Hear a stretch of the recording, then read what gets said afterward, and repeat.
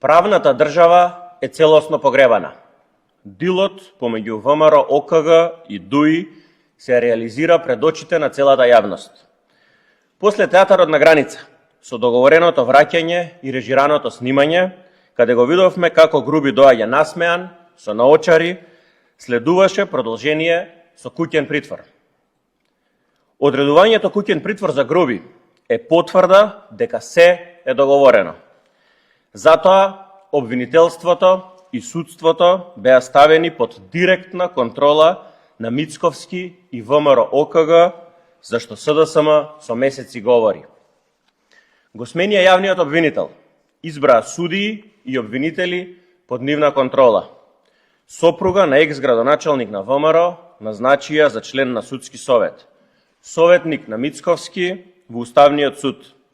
ВД обвинителка избра на поранешен заменик министер на ДПМН.